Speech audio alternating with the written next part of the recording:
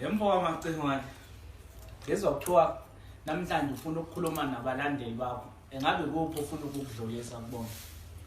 Mhlawumbe ngaphambi kokuba singene kuleyo umuntu akaqale ngokubingelela kuphi nakuphi lapha abantu bethola bekwele khona eVida abantu abathi sina siyasikholelwa kakhulu kumsebenzi wesiqophamlando singabathandi nabalandeli besiqophamlando ngithi sanibonani molweni. Hawu kanti uyathetha nokuthetha? Kalokhu kunyanzelekile uba ndisithethe isiXhosa. Baningi kakhulu abantu abalandela isiqophamlando abangawona amaZulu abamaXhosa abanye bamaswati abanye bamandebele bese kuba ke uZulu. Ngiyabona. Mhlawumbe ke before singena odabeni wakusichazele kafushane nje ubani lesiqophamlando okukhulunywa ngaso kangaka. Wena uma ngabe ukhuluma ngesiqophamlando ukhuluma ngoZakhele wakamchuno. uZakhele wakamchuno ozalelwa phinda kule endaweni yalapha eGreytown eMvude. Oh wasemdlovana? Yebo, engiphinde ke ngafunda khona esikoleni eMvude. Okuthema ngiqeda ke isikole ngaphambi kokuba ngiye esigabeni esilandela semfundo ngaqala ke ngahamba ngosebenza kumsakazo ngayoba umsakazi kuyiKhora FM iNonsakusa Community Radio ngaleso sikhathi bisaseshowe. Oh la bekusebenza khona uMroza noZimdola? Yebo nakuba ke ngaleso sikhathi mina ngifika babe sebengasekho bobabili. Yeah. Okay but ngeke ngezwe kuthiwa uke waba indona nokuba indona. Well iqiniso nalo lelo engiphikwe. Bazokhumbula abantu ngithi kwakunyaka ka2014 lapho engangamele khona isizwe samaZulu nentokazi yangala eMtuba esafike saqopha umlando lapha eMoses Mabhida ababe khona namanje abawuvala umlomo ngaleso sikhathi uminister we-Aden Carter kwakuse uNathi Mthetho wakhala inyembezi. Ngiyabona. Wakhala inyembezi. Ngizwe ukuthi ngithini? Ake singene odabeni lesicelo mfo kwamacingwane ukuthi uzodlulisa la kubalandeli bakho. Uyabona mhlambe ngaphambi kuba ngidlulise lesi sicelo kubalekile ukuthi ngiqale ngibonge kakhulu. Support uthando abangibonisa lona. Asisiningi isikhathi mhlambe umuntu afikile la as a content creator. Kodwa kuningi kakhulu umuntu asekuzuzile uma ubuka ama numbers, ubuka indlela abantu abakuthakasela ngakhona umsebenzi. Ngifike bekhona abantu abaningi abanye kade baqala abanye abasadonsa kanzima kodwa ngakwazi ukufika espaceni ngazongena nami ngazokhompyutha nabantu okudala bekhona akwandele bani. Understand? So ngiyafisa ukuthi ngibonge kakhulu ngithi ngiyabonga kakhulu ningaphezi niqhubeke ngoba kukhona nami lapha engisafisa ukuthi ngiye khona futhi ikusasa enilikhombisayo nendlela enokuthakasela ngayo umsebenzi ikhona okungenza ukuthi nakusasa ngenza ufuna ukwenza enye ivideo uma ngiqeda lengiphinde ngifuna ukwenza enye ivideo. Okay. Asingeneke odabeni lesicelo khona ngifunelayo angazi ukuthi ubani lo ongifunelayo. Manje mfowethu ngathi siyaphazamiseka. Yiphi into ekubambayo ukuthi uqhubeke nalomsebenzi? Well uyabona ke unginwaya lapho ngilunywa khona. Njengoba sengishilo izinga umsebenzi osukulo njengamanje ususezingeni engicabanga ukuthi eliphezulu kakhulu. Kangangokuba nami ngiyafisa ukuthi ngibahloniphe abantu ababalandeli nabathandi besiqophamlando. Engicabanga ukuthi kusuka manje kuyaphambili akusafanele nje kwa indlela okushutheka ngawo umsebenzi sekufanele ube sezingeni elithe thuthu. Ngiyafisa ukuthi ngikwazi ukuthi ngithole izinsiza noma ama resources akahle nasesimene esifanele sokuthi uma ngibashuthela ziqoshwa lezi izinkulumo ziqoshwe ngezinga elithe thuthu.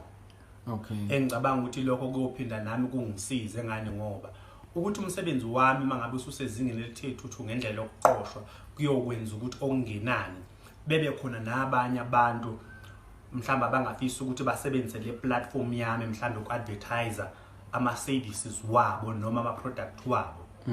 Ngoba bebuka ama numbers enginawo bephinde bebuka iquality lomsebenzi oqoshwa ngalo. Ingakho namhlanje ngifuna ukuthi ngiyacela ngane zakwethu ningilekelele. Sengihambile ngayoqalaza lama resources engikhuluma ngawo ngibuye namanje nomlomo nguvale ngani ngoba imali le ayithanda ukushaya phezulu ingakho ngicela ukuthi ke ningilekelele ekutheni mhlambe ngiphose lapha esivivaneni ukwenzela ukuthi mhlambe ngikwazi ukuthi ngithenge lezi zinto engikhuluma ngazo zokuthi umsebenzi wami bese zingene eliphezulu lilonke ukubaluleke kakhulu ukuqala nje icamera esezingeni engifisa ukuthi ngoqophe ngoba kuningi engisafuna ukuqopha ngale ndlela eniyijwayele nina ngiphinde futhi ngiqhamuke ngesinye istyle ebeningakasiboni yize ngeke ngithande futhi ukuthi ngiyikhulume leziko leyo okwamanje ndisicelo lesenginazo ke ngicela nje ngiphose bakwethu esivivaneni ngikwazi ukuthola lama resources engiwafisayo kombe umuntu obukelayo mhlawumbe nosekhaya obengafisa ukuphosa itshe esivivaneni umacingwane engasifaka kanjani isandla ngizocela ukushiya inamba yami ye-WhatsApp ukwenzela ukuthi uma ngabe umuntu kukhona lokho afisa ukukuphosa uzongwhatsappela bese ngimthumelela imininingwane yami yelokhuzana i-account ngino-account ngino Standard Bank ngino FNB ngino Capitec uzongwhatsappela bese ngimthumelela i-account yami enozakhele emchunu onke ama-account yami uzakhele emchunu uzongwhatsappela bese ngimthumelela bese phosa lokho afisa ukuphosa uma ngabe kukhona futhi uthi cha mina amacingwane hamba wena uyokwenza quotation ya yonke into oyifunayo mina ngizothwala zonke indleko nalokho ngingakujabulela kakhulu kokwenza ukuthi mhlambe umuntu ashasha afike kuleli phupho alifisayo ngani ngoba esikhathini esiphila kuso impilo ifuna ukuthi manje lento ufuna ukuyenza uyivulelene indlela ukulindela ukuthi mhlambe kuyovela imisakazo emikhulu noma kuyovela bana kulekelele sesiphelile ngalokho nakho zama ukuthi uyivulele wena indlela kombe amacingwane umuntu othi anginayo mina imali anginawo amandla mhlawumbe okukusiza kodwa ngiyathanda ukukusiza nokusibona isiqophamlando mhlawumbe siyaphambili engenza kanjani yena mhlawumbe osekhaya angeze ngathi umuntu ongenayo imali kodwa ufisa ukubona ngiphakama ngiyaphambili akukho angakwenza ngicabanga ukuthi uma ngabe uyangilandela mhlawumbe ku Facebook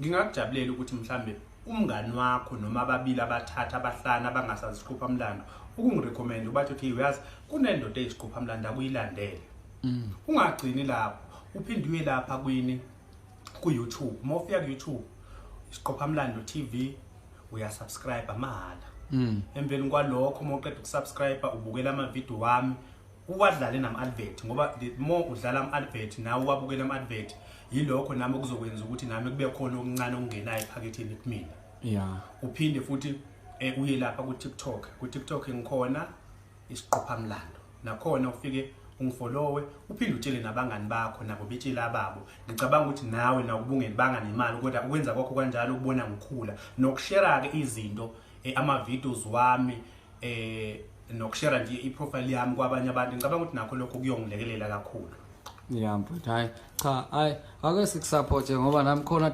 ngiphethe la angisase ngiphosa itshe sivivaneni mfowethu nawe uzosawusubona lapha ngiyabonga mfowethu ngabamba hayi uzokhipha encane kangaka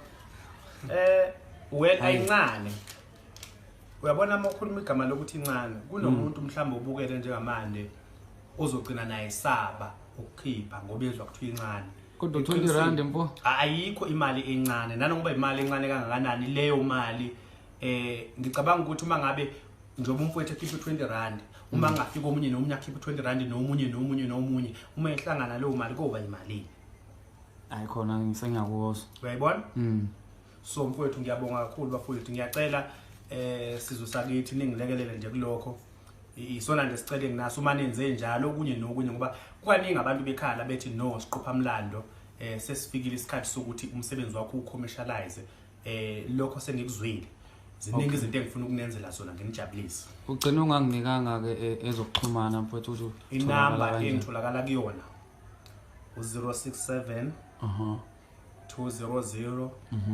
5456 angiyiphinde 067 200 Okay. 5456. Amabhenki engibhenka nawo uStandard Bank, uCapitec, uFNB.